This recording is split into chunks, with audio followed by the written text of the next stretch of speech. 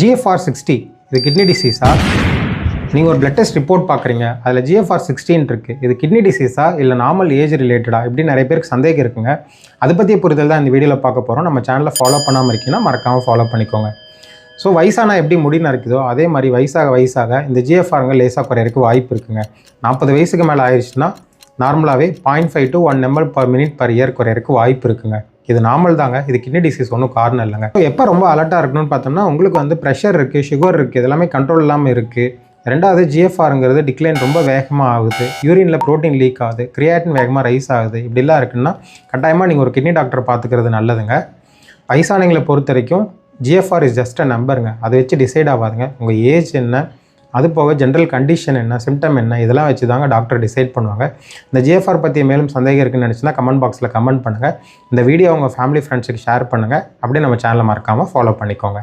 Thank you.